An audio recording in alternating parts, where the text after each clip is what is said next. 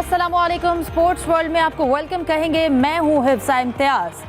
नाजरीन, आईसीसी की जानिब से T20 प्लेयर्स की रैंकिंग जारी कर दी गई है, जो कि पाकिस्तान के लिए काफ़ी परेशान कुन है। और इसके साथ साथ IPL भी अपने अख्ताम को पहुंचा है। विराट कोहली की टीम रॉयल चैलेंजर्स बेंगलोर ने IPL में पहली बार अपनी ट्रॉफी जीत ली है और 18 साल बाद उन्होंने ये जीत हासिल की है।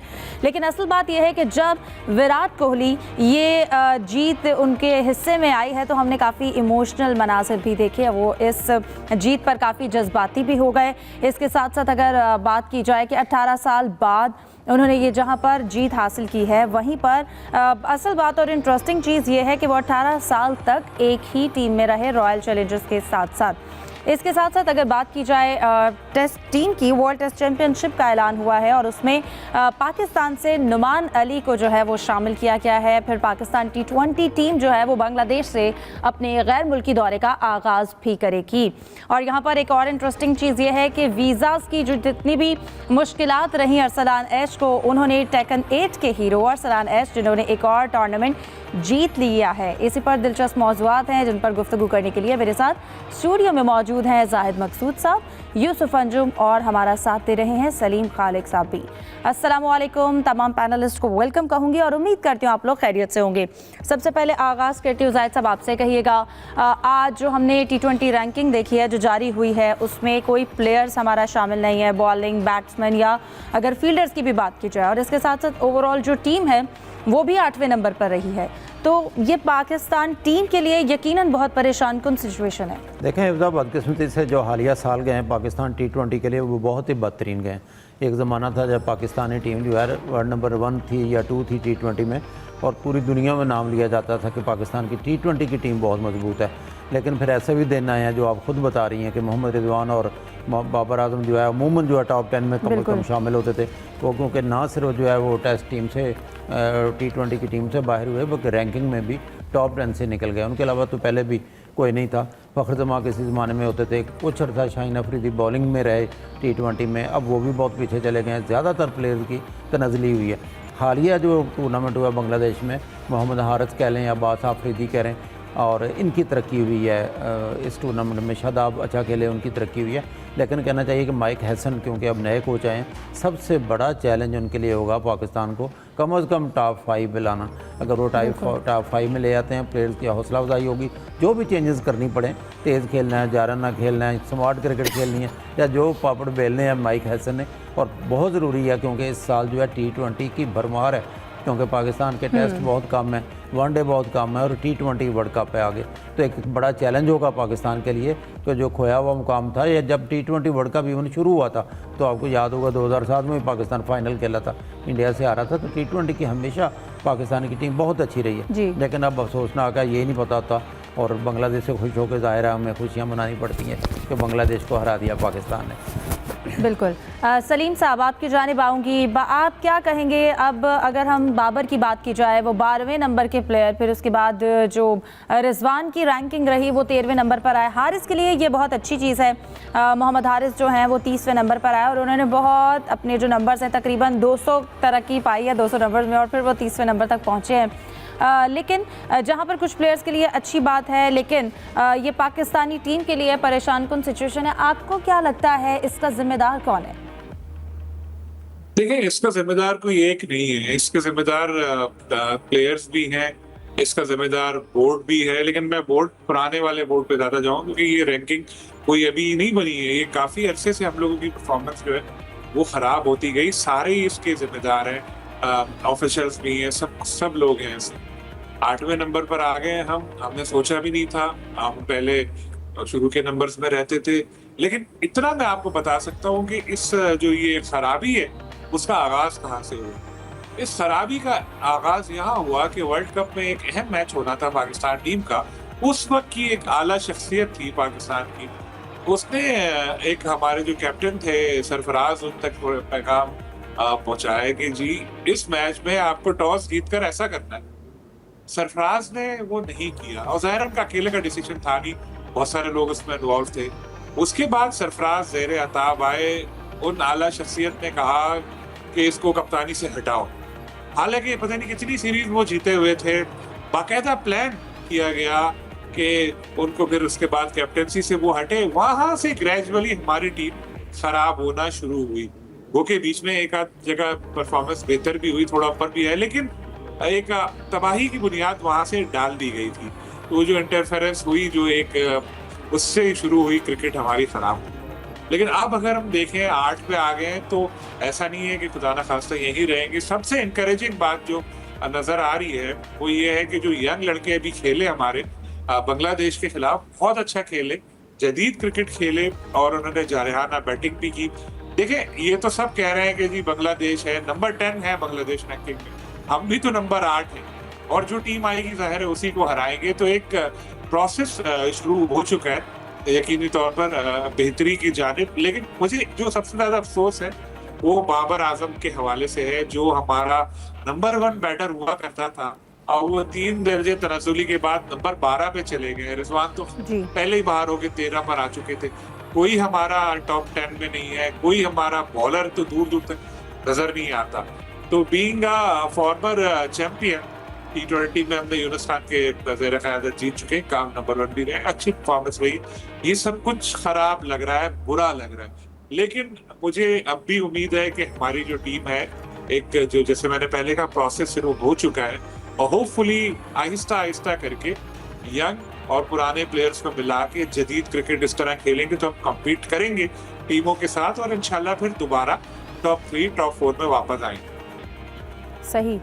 यूसुफ, आप इस हवाले से क्या कहेंगे? यकीनन एक वक्त था जब पाकिस्तान नंबर 1 पे थी रैंकिंग में, लेकिन अब एकदम से 8वें नंबर पर आई, लेकिन कुछ अरसे से वो 8वें पे ही है। लेकिन फिर भी एक वो वक्त याद रखना कि हमें हमेशा बेहतर से बेहतरीन होना चाहिए, लेकिन हम 8वें पर आए और अब हमारा कोई भी प्लेयर जो है वो टॉप 10 में नहीं है। आप क्या समझते हैं, जो हमारे नए हेड कोच हैं, उन्होंने पहली सीरीज़ जो है, अगर उनके एक्सपीरियंस में देखा जाए तो अच्छी है, उन्होंने वो जीती, लेकिन अब उनका असल चैलेंज आप क्या देखते हैं? देखें हिफ्ज़ा, T20 में यकीनी तौर पर हम एक नंबर 1 रह चुके हैं, पाकिस्तानी टीम नंबर 1 रही। उसके बाद हमारे जो बाबर आजम ये भी नंबर 1 रहे, शहनशाह अफरीदी ने एक दफ़ा नंबर 1 पोजीशन हासिल की, लेकिन उसके बाद बदतरीज जवाल का शिकार होगी हमारी परफॉर्मेंस, टीम की परफॉर्मेंस और खिलाड़ियों की नफादी परफॉर्मेंस में फ़र्क आया, जिस वजह से हमारा भी ये सूरत हाल है कि हम सबसे बाहर हो चुके हैं। जो टॉप रैंकिंग हमारी खिलाड़ी थे वो भी और टीम में भी इसमें यकीनी तौर पर।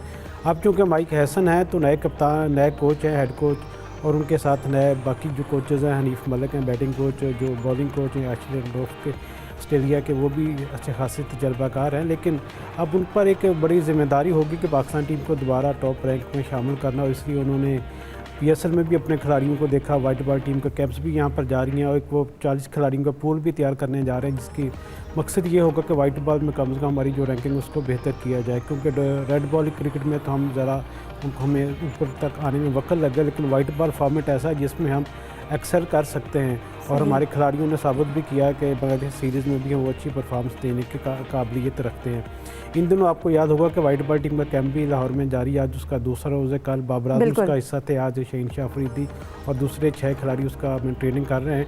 मकसद सिर्फ ये है कि तमाम खिलाड़ियों को बुलाकर उनसे फ़ज़ल मुलाकात की जाए और उनकी जो मुश्किलात उनका तजिया किया जाए, किस तरह उनको ओवरकम किया जा सकता है, जो उनके खामी या बैटिंग में या बॉलिंग में या फील्डिंग में यहाँ जहाँ उनको मसाइल हैं उनको एड्रेस किया जाए। तो मेरे ख्याल में एक अच्छी कोशिश है। इसके लिए हमें यकीनी तौर पर अब फ्यूचर का इंतज़ार करना पड़ेगा कि सिर्फ बांग्लादेश सीरीज़ में कामयाबी को ही हम ये समझ लें कि हम अपना सफ़र शुरू कर दिया टॉप रैंक की तरफ, तो ये कहना ज़रा जल्दी होगा, क्योंकि अभी हमको बहुत सी गैर मुल्की टीमों के खिलाफ, जो अच्छी टीम है उनके खिलाफ अपनी परफॉर्मेंस दिखाने की ज़रूरत है। तो अभी हम बात कर रहे थे यूसुफ, वाइट बॉल जो है वो उसका कैंप जारी है, यकीनन आप वहाँ पर जाते भी हैं तो चीज़ों को बड़ा कह लें कि कीनली आप ऑब्जर्व कर रहे हैं। तो इस वक्त कैंप में क्रिकेटर्स भी आ रहे हैं, आप जैसे कि बात भी कर रहे थे इस हवाले से, तो प्लीज़ डिस्कशन को कंटिन्यू करें। हिफ्ज़ा, दूसरा रोज़ा वाइट बॉल के परफॉर्मर का जो कैंप वहाँ पे लगा हुआ, आज शहनशाह अफरीदी थे, खुरम शहजाद, हैदर अली, ख्वाजा नाफे, मेहरान मुमताज़, अब्दुल्ला शफीक, ये इन लोगों को बुलाया गया था, जिनका मकसद ये था कि इन खिलाड़ियों की जो परफॉर्मेंस उसको भी देखा जाए, इनके जो मसाइल हैं उनको भी डिस्कस किया जाए, और जो आने वाले दिन हैं उन पर जो आने वाले राह अमल है वो इनसे डिस्कस किया जाए। तो यकीनी तौर पर एक अच्छा एक आइडिया पाकिस्तान क्रिकेट बोर्ड का, क्योंकि नया हेड कोच है माइक हसन, बैटिंग कोच भी नया है, बॉलिंग कोच भी नया आए हुए हैं, उनको लड़कों के साथ इनका ज़्यादा इतना तारफ़ पहले नहीं था, लेकिन अब चूँकि ये इस कैंप के बदौलत तो अब उनको जांचने का मौका मिलेगा कि इसमें क्या खामियां, किस तरह उनको दूर किया जा सकता। फिर सेंट्रल कॉन्ट्रैक्ट्स भी पाकिस्तान ने अनाउंस करने हैं, साथ साथ डोमेस्टिक टूर्नामेंट की भी तो एक पाबंदी लगा दी गई है बड़े क्रिकेटर्स पर। बिल्कुल, वो पहले भी खेलते रहे हैं, लेकिन अब लाजम किया गया और उनको यकीनी तौर पर यह कन्फर्म करने की ज़रूरत है कि वो 4 रोज़ा मैच लाजमी खेलें, क्योंकि पहले ये था कि पहले हमारे जो परफॉर्मर थे ख्वाहिश होगी नेशनल T20 खेल लें लेकिन अब डोमेस्टिक के खेलने की भी पाबंदी लाजमी लगा दी गई है। बिल्कुल, ये क्योंकि 4 रोज़ा मैच जब तक नहीं खेलेंगे आपकी जो फिटनेस है, जो फॉर्म है, जो खामियां आपकी बॉलिंग में या बैटिंग में वो आप दूर नहीं कर पाएंगे। T20 में आपको पता है कि 2 स्पेल होते हैं, 2-2 ओवर्स के, 5-10 ओवर्स का एक्चुअल टेस्ट जो होता है क्रिकेटर का, वो भी टेस्ट मैच। हाँ जी, बिल्कुल ऐसा ही है। तो बिल्कुल जाहिद साहब, जैसा कि हम बात करें कि असल इम्तिहान कह लें, असल टेस्ट कह लें प्लेयर का, वो टेस्ट क्रिकेट में होता है। फिर इसके साथ साथ ऑस्ट्रेलिया की जानिब से जो एक टीम 11 अनाउंस की गई है वर्ल्ड टेस्ट चैंपियनशिप की, उसमें नुमान अली को भी शामिल कर लिया गया है। यकीनन ये एक अच्छी चीज़ है प्लेयर के लिए भी कि आप एक प्लेइंग 11 में शामिल हों। जी हाँ, क्रिकेट ऑस्ट्रेलिया की वेबसाइट है, उन्होंने प्लेइंग 11 आने का ऐलान किया है, जिसमें उन्होंने, क्योंकि आज़ादी होती है बुनियादी तौर पर, और यूँ कहना चाहिए एक प्लेयर की परफॉर्मेंस की बुनियाद पे, उसकी बुनियाद पे वो बनाई जाती है प्लेइंग 11, जो उनका नुक्ता नज़र से उन्होंने अपनी सिलेक्शन कमेटी बनाई होती है। उसमें पाकिस्तानी नुमान अली के लिए एजाज़ है, जिन्होंने इंग्लैंड के ख़िलाफ़, आपको याद होगा, 2 टेस्ट मैचों में 19 विकटें ली थी। फिर जो 2 साल की 2023 से 25 के पर मुश्तमिल ये दौरानिया है इसका, और इसमें नुमान अली ने 6 टेस्ट खेले हैं, 46 विकटें ली हैं, लेफ्टी हैं, बहुत अच्छे हैं नुमान अली। पैट कॉमन्स को, जो कि ऑस्ट्रेलिया के कैप्टन भी हैं, और इसका उन्होंने कैप्टन बरकरार रखा है। और मुख्तलिफ मुल्कों की टीम में भारत के 2 शामिल हैं, यशवी जायसवाल हैं, बुमराह हैं, ऑस्ट्रेलिया के 3 शामिल हैं, पैट कॉमन्स हैं, उस्मान ख्वाजा हैं, एलेक्स कैरी विकेट कीपर हैं। तो एक अच्छी बात है, कहना चाहिए। बेशक पाकिस्तान का एक ही प्लेयर है, क्योंकि अब टॉप T20 से भी नहीं है, टेस्ट में पाकिस्तान किसी रैंकिंग में किसी प्लेइंग 11 में नुमान अली की एक अच्छी परफॉर्मेंस थी, इसको आज़ादी तौर पर उस टीम में शामिल किया गया। बिल्कुल सलीम साहब, जहाँ पर ये अच्छी चीज़ है कि हम टेस्ट की ही अगर बात कर रहे हैं, अब अगेन मैं रिपीट करती हूँ कि टेस्ट इम्तिहान होता है एक प्लेयर के लिए भी, एक लंबा मैच खेलना जिसमें आपकी सारी खूबियाँ और खामियां जो हैं वो नज़र भी आती हैं। अब अगर देखा जाए तो नया टेस्ट सीज़न है जिसका 20 जून से आगाज़ हो रहा है, और इंग्लैंड और इंडिया जो है वो अभी खेलेंगे ये मैचेस। लेकिन पाकिस्तान टेस्ट टीम के हवाले से और स्पेशली टेस्ट क्रिकेट में आप क्या देखते हैं, कहां पर स्टैंड करता है? क्योंकि हमारा मुस्तकबिल करीब में अगर देखी जाए तो कोई भी सीरीज़ जो है वो प्लान नहीं है अक्टूबर से पहले। जी, पाकिस्तान को इस साल सिर्फ 4 टेस्ट मैच खेलने हैं, जिनमें से 2 हो चुके हैं वेस्ट इंडीज से, एक सी सीरीज हमारी बराबर हुई थी। अब अक्टूबर में साउथ अफ्रीका से सीरीज है, 2 टेस्ट उसमें हो रहे हैं, यानी सिर्फ 4 टेस्ट पूरे साल में। तो जो टेस्ट स्पेशलिस्ट है वो तो बिल्कुल बेचारे इंतजार ही करते रहेंगे। लेकिन ये साल तो चले कम मैच है, अगले साल पाकिस्तान का बड़ा मसरूफ है टेस्ट मैच, जिसमें 9 टेस्ट मैचेस पाकिस्तान को खेलने हैं, और उनमें से 3 इंग्लैंड के खिलाफ इंग्लैंड में जाके भी खेलने। लेकिन इंटरेस्टिंग बात यह है कि 7 टेस्ट हमारे अवे हैं और 2 हमारे होम हैं श्रीलंका से, जो सबसे आखिर में होंगे। तो यानी ये टेस्ट क्रिकेट अगले साल खेलने को काफ़ी हमको मिलेगी। और देखें, हर साल यही होता है, जो हर दौरानिया हम लोग दूर दूर तक नज़र नहीं आते ICC टेस्ट चैंपियनशिप में, लेकिन अब जब हम मैच खेलेंगे ज़्यादा तो प्लेयर्स परफॉर्म करेंगे, उनकी इंडिविजुअल परफॉर्मेंस भी अच्छी होगी, टीम को भी आगे आने का मौका मिलेगा। क्योंकि जिस तरह आपने कहा, टेस्ट क्रिकेट से असल प्लेयर्स की सलाहियत टेस्ट होती है, और जिस तरह कोहली अब रिटायर हो चुके हैं क्योंकि, लेकिन कल उन्होंने इंटरव्यू में यही बात बोली थी कि टेस्ट क्रिकेट सबसे आगे। बिल्कुल यही सवाल लेकर मैं जाहिद साहब की भी जानिब जाना चाहूँगी, लेकिन उससे पहले एक ब्रेक शामिल करेंगे और फिर डिस्कशन को जारी रखेंगे।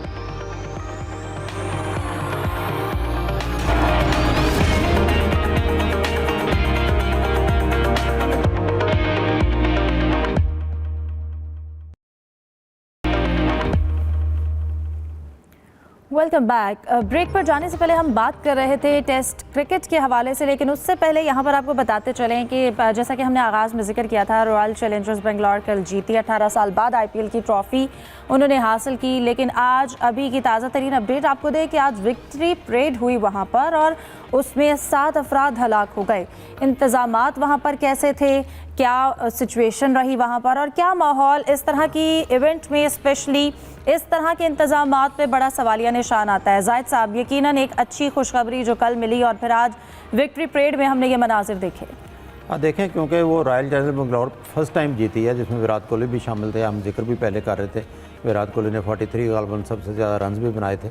और वहाँ पे खुशियाँ मनाई जा रही थी। लेकिन यहाँ पे सवाल उठता है, वही भारत जो पाकिस्तान में सिक्योरिटी मसाइल को हवा बनाकर पेश करता है और बार बार कहते हैं पाकिस्तान में सिक्योरिटी ख़तरात हैं, हालांकि यहाँ चैम्पियंस ट्रॉफी भी अब हो चुकी है और माशाल्लाह PSL हो चुकी है, बांग्लादेश की टीम यहाँ खेल कर जा चुकी है। वहाँ पे खुशियाँ मनाने वाले या जश्न मनाने वाले अपने क्राउड को कंट्रोल नहीं कर सका और मीडिया की जो ताज़ा इतलात हैं 7 नहीं है बल्कि 8 हैं और लातादाद ज़ख्मी भी हो चुके हैं। इंतहाई अफसोसनाक वाक़या वहाँ पर पेश आया, क्योंकि ज़ाहिर है इसमें कोई शक नहीं है भारत में क्रिकेट का बहुत क्रेज़ है, तमाशाई बहुत आते हैं, शायकीन बहुत आते हैं और फिर फर्स्ट टाइम उनकी टीम जीती थी जिसका ये सानिया पेश आया और जिसमें कई अमवात हो गई हैं। तो भारत को पहले अपने घर का सफाया करना चाहिए, घर की तरफ नज़र रखनी चाहिए, फिर पाकिस्तानी मामला पर भी नज़रें उठानी चाहिए कि सिक्योरिटी मामला तो यहाँ पे कैसे हैं। बिल्कुल सलीम साहब, हमने देखा हमेशा से दूसरों के हवाले से भारत बात करता है क्या इंतजाम ठीक नहीं थे या पाकिस्तान को लेकर स्पेशली कि यहाँ पर सिक्योरिटी रिस्क बहुत है। आज हमने देखा एक अच्छे मौके पर, एक खुशी के मौके पर उनके अपने मुल्क में और स्पेशली उस इवेंट में जो हालात पेश आए वो यकीनन दुनिया के सामने है। बिल्कुल, ये अफसोसनाक वाक़या है क्योंकि मैंने अभी सुना जो ब्रेक हुई न्यूज़ के ऐसा हुआ है और कई लोग उसमें हालात हो चुके हैं और जाहिर है कि जब एक बड़ा मजमा आता है तो उसको कंट्रोल करने के लिए इंतजाम भी उसी लेवल के करने पड़ते हैं। लेकिन यहाँ शायद इनसे इंडिया से चूक हुई, उनको देखना चाहिए था कि इतने लोग आ सकते हैं, किस तरह करना चाहिए। क्योंकि जो मैं न्यूज़ सुन रहा था, आपकी जो साथी एंकर तो मैं उस वक्त सुन रहा था तो उसमें वो बता रही थी खवातीन और बच्चे भी शामिल हैं जो हालात सुधार है, तो बड़े अफसोस की बात है। और जाहिर है कि इंडियन जो गवर्नमेंट है उसके ऊपर जिम्मेदारी आयद होती है कि इतना बड़ा अगर शहर में इवेंट हो रहा था जहाँ एक्सपेक्टेड था कि हजारों लाखों लोग आएंगे, तो उस हिसाब से उन्होंने इंतजाम नहीं किए। बस ये इनकी जो बेंगलोर को 18 साल में बल्कि पहली बार मौका मिला IPL, पहली बार उन्होंने IPL की यकीनन ट्रॉफी जीती है और इस खुशी के मौके पर जो इंतजामात रहे और फिर अफसोसनाक वाक़या पेश आया वो यकीनन हमारे सामने है। जाहिद साहब, आपसे कमेंट लेना चाहूँगी, जैसा कि हम ब्रेक पर जाने से पहले जिक्र कर रहे थे, टेस्ट क्रिकेट में पाकिस्तान कहां पर स्टैंड कर रहा है। पाकिस्तान को यकीनन अपनी टेस्ट टीम पर, टेस्ट क्रिकेट पर बहुत काम करने की ज़रूरत है। ये पूरा सीज़न कह लें या साल कह लें T20 क्रिकेट का, लेकिन फिर भी हमें टेस्ट क्रिकेट को जो है वो उस पर भी ध्यान देने की ज़रूरत है। देखिए, जैसे पहले बात हुई थी, नया सीज़न जो है ना वर्ल्ड टेस्ट चैंपियनशिप का वो शुरू हो जाएगा 20 जून से और भारत के शेड्यूल हैं। भारत की टीम जाने वाली है इंग्लैंड में जहाँ पे 5 टेस्ट मैचेस खेलेगी। इसके बाद साउथ अफ्रीका की टीम वहाँ पे आएगी, वेस्ट इंडीज़ की, यानी ये दोनों टीमें भारत का दौरा करेंगी और भारतीय टीम अपने सीरीज़ में या अपने होम लैंड पे मुश्किल से हारती है। न्यूजीलैंड ने क्लीन स्वीप शिकस्त दी थी, वरना अपने होम ग्राउंड के शेर हैं वो अच्छी टीम समझी जाती है। लेकिन हमारी टेस्ट जो है यहाँ पे बहुत ही कम चांस मिलता है और अक्टूबर में जाके साउथ अफ्रीका ने यहाँ पे आना है जिसमें पाकिस्तान ने स्टैंड करना है। तो ज़्यादा से ज़्यादा मैचेस खेलने की तवक्को है फिर, क्योंकि अभी तक मैचेस तो हो नहीं रहे।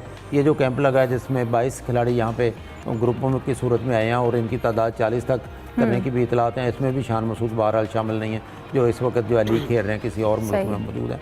तो फिर अफवाहें भी जन्म लेती हैं, बातें भी की जाती हैं परफॉर्मेंस की बेद के। अभी से कहा जाने लगा है कि शान मसूद को कैप्टन ही रहने दिया जाएगा, लेकिन पाकिस्तान को T20 के साथ साथ, क्योंकि जाहिर है हर सीरीज़ में पाकिस्तान ना पंखे लगा सकता है ना मैच जीत सकता है, तो अपनी स्ट्रेंथ को पाकिस्तान को मजबूत करना होगा। बिल्कुल, स्ट्रेंथ पे काम करने की ज़रूरत है। यूसुफ, अगर दीगर खेलों को भी हम डिस्कशन का हिस्सा बनाएं, हमने इससे पहले भी एक बार जिक्र किया था, अरसलान ऐश की बात करना चाहूँगी। उनके वीज़ा मसाइल जो रहे और फिर उन्होंने उसके हवाले से ट्वीट भी किया कि उन्हें हुकूमत की सपोर्ट की ज़रूरत है, लेकिन अब जब उन्होंने गेम्स में हिस्सा लिया है तो यकीनन एक अच्छी खुशखबरी इस खेल से भी, ई गेम्स में भी पाकिस्तान को मिली है। टेकन के हवाले से उन्होंने मेलबर्न 15 जीत लिया और यकीनन अगर इसकी इनामी रकम की बात की जाए तो वो भी $70 मिलियन का इनाम मिलेगा। अब रियाज में टेकन 8 पर उनकी नज़रें हैं। उम्मीद करते हैं कि यहाँ पर भी कोई हर्डल्स ना हो और वो ये वाला जो गेम है उसमें भी वो फतह हासिल करें। देखिए, ई स्पोर्ट्स के 3 बड़े इवेंट्स होते हैं पूरे साल में। पहला जो इवेंट था वो वीज़ा ना मिलने की वजह से जापान में टोक्यो में होना था, वहाँ पर अरसलान नहीं जा सके, जिसका यकीनी तौर पर हमें अफसोस भी है। अगर वहाँ जाते तो हमारी जो परफॉर्मेंस था उसका मेयार था वो ज़्यादा बेहतर होता। अब वो गए थे मेलबर्न में, वहाँ पर 15 ये टूर्नामेंट हुआ था, उसमें टेकन 8 में उन्होंने कामयाबी हासिल की और अब जो अगला जो उनकी नेक्स्ट मंजिल है वो रियाज में होने वाला टूर्नामेंट, जिसकी जो इनामी रकम है वो 70 मिलियन के करीब आप उसको कह सकते हैं। और यकीनी तौर पर ये जिस तरह पाकिस्तान में खेलें मज़ीद तरक्की कर रही हैं और अरसलान का पाकिस्तान के लिए नेक नामी कमाना यकीनी तौर पर हमारे मुल्क के लिए एक अलग पहचान वो बन रहे हैं। पहले हमने देखा कि हमारे स्टार्स पैदा हुआ हॉकी में, क्रिकेट में, फिर अरशद नदीम आए, और अब वो असलान ऐश ने जिस तरह पिछले 2-3 सालों में अपनी परफॉर्मेंस से पाकिस्तान का परचम बुलंद किया, यकीनी तौर पर एक सराहा जाने के काबिल, और उससे जो यंगस्टर हैं उनको भी एक मौका मिलेगा कि एक ही खेल मखसूस नहीं है, दीगर खेलों में भी आप मेहनत करें, अपनी कोशिश करें, और अगर मज़ीद आप में टैलेंट है तो उसको पॉलिश करें और आगे बढ़कर पाकिस्तान का नाम रोशन करें। अरसलान ऐश के आने से पाकिस्तान को एक नया स्टार मिला, उम्मीद की जा सकती है अब जो रियाज में मुकाबले होंगे वहाँ पर भी ये अरसलान काफ़ी अच्छी परफॉर्मेंस दिखाने के काबिल होंगे। बिल्कुल, और ऐसे खेल जहां पर एक टैलेंट है मौजूद और वो जब किसी भी इवेंट में गए हैं उन्होंने वहां पर जो है फतह हासिल की है, तो ऐसे खेलों पे ख़ास तौर पर हुकूमत को तवज्जो देने की भी ज़रूरत है। उम्मीद करते हैं वो जब रियाज भी जाएं, वहां पर इवेंट में गेम्स में हिस्सा लें, तो वहां पर भी ये इनाम तकनीक का जो है वो हासिल करें, वो ये गेम जीतें। इसके साथ साथ यूसुफ, अगर हम हॉकी की भी बात करें यहाँ पर, तो नेशंस हॉकी कप के लिए 20 रुकनी कौमी हॉकी की जो टीम है उसका ऐलान किया गया है। जी, पाकिस्तान की ये सीनियर टीम का पहला टूर है जो 7 तारीख को पाकिस्तानी टीम में रवाना होना है मलेशिया के लिए, जहाँ पर कुआलालंपुर में 8 नेशन टूर्नामेंट खेला जा रहा है, जिसकी जो फातेह एक टीम होगी वो प्रो लीग में क्वालिफाई करेगी, और उसके लिए पाकिस्तान टीम का कैंप 3 वक्फों में जारी रहा। इस्लामाबाद में अब टीम का ऐलान हो चुका है, और इसका जो कप्तान है माद भट्ट, उनको बनाया गया है, वो पहले अरसे से काफ़ी कप्तान चले आ रहे हैं। तो यकीनी तौर पर एक मुश्किल टास्क है पाकिस्तान टीम के लिए, क्योंकि पाकिस्तान के पास यकीनी तौर पर वो वसाइल नहीं है जिसकी हमेशा वो ख्याल करते हैं कि पाकिस्तान के जो बजट है हॉकी का उसको बढ़ाने की ज़रूरत है। कप्तान ने भी अभी मुतालबा किया था कि हुकूमत को जानब तवज्जो देनी चाहिए कि कौमी खेल है, और हुकूमत ये पहले कौमी खेल जो हॉकी इसको साल 2025 का साल भी करार दे चुकी है कि हमने हॉकी को मज़ीद बुलंदी की तरफ लेके जाना है। तो उसके लिए यकीनी तौर पर फ़ंड्स की ज़रूरत है, अच्छे कोचेज़ की ज़रूरत है, ट्रेनिंग अच्छी होनी चाहिए। पाकिस्तानी खिलाड़ियों में टैलेंट की कमी नहीं है, लेकिन सिर्फ एक सरपरस्ती ना होने के बराबर है।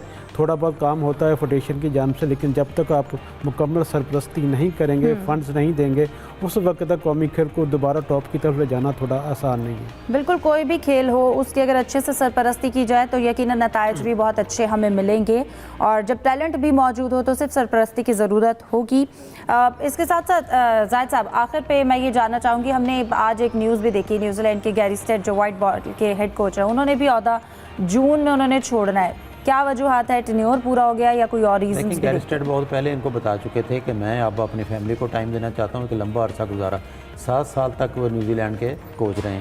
उनकी सरबराही में जो न्यूजीलैंड ने, आपको याद होगा, भारत में क्लीन स्वीप फतह भी हासिल की थी, और जिसका अभी तक उनको दर्द महसूस हो रहा होगा। तो वो अपने टाइम के मुताबिक जून के एंड में छोड़ देंगे। इसके बाद वो तीनों फॉर्मेट का एक ही कोच मुकर्रर करना चाहते हैं। तो उन्होंने कहा जी इस ये कहने से कि वो अभी नहीं करना चाहते, तो इस दौड़ से तो वो बजाते खुद निकल गए। जो नया कोच रखेगी न्यूजीलैंड क्रिकेट बोर्ड रखना चाहता है, वो तीनों फॉर्मेट का एक हेड कोच लेना चाहता है। बिल्कुल ठीक है। इसी के साथ ही आज प्रोग्राम का वक्त खत्म हो जाता है। तीनों पैनलिस्ट का बहुत शुक्रिया, दीजिए इजाज़त, अल्लाह हाफ़िज़।